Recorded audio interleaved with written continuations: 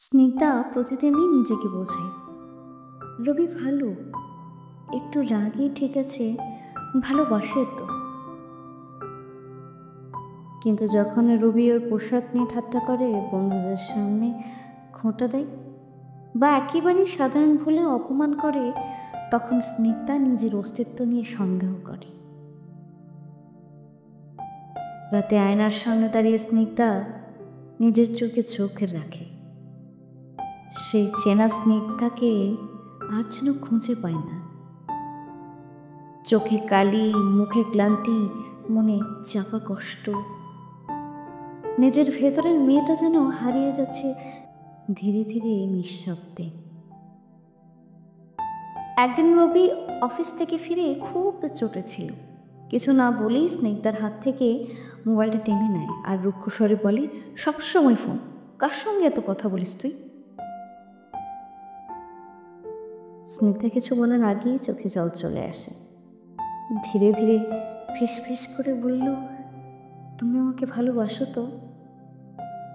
রবি বিরক্ত গলায় বলে, তুই আবার এই নাটক শুরু করলি? ভালো না বাসলে বিয়ে করতাম? সে রাতে স্নিগ্ধা অনেকক্ষণ ঘুমোতে পারেনি। ঘরের অন্ধকারে একা বসে থেকে শুধু ভাবছিল, ভালোবাসা কি কেবল দাবি? ভালোবাসা কি কেবল থাকা, নাকি শ্রদ্ধার নামও ভালোবাসা? স্নিগ্ধা এখন আর আগের মতো প্রতিদিন হাসে না, কিন্তু ভাঙিও না। ও নিজের ভেতর ধীরে ধীরে শক্ত হতে শিখেছে। ও জানে ভালোবাসা মানে শুধু বলা নয়, মানা। স্নিগ্ধা হয়তো আজও ভালোবাসে, কিন্তু সেই ভালোবাসা আজ প্রশ্নের মুখে।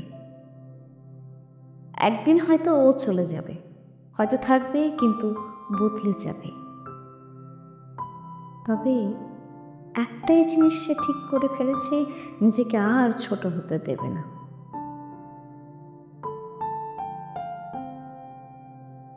নিজের পাশে দাঁড়ানো স্নিগ্ধা আর আগের মতো চুপ করে থাকে না। কিছুদিন ধরেই ওর ভেতরে একটা নতুন স্নিগ্ধা জেগে উঠেছে, যেটা কাঁদে না, শুধু দেখে সবটা স্পষ্টভাবে। রবি যখন ওঠে, ছোট করে কথা বলে, স্নিগ্ধা এখন চোখে নামিয়ে নেয় না। একদিন সকালে অফিসে যাওয়ার আগে রবি খোঁটা দিয়ে বলল, তুই তো কিছু পারিস না ঠিক মতো, শুধু স্বাস্থ্য জানিস।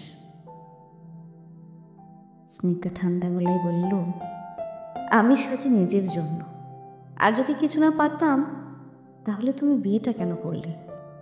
রবি একটু থমকে যায়।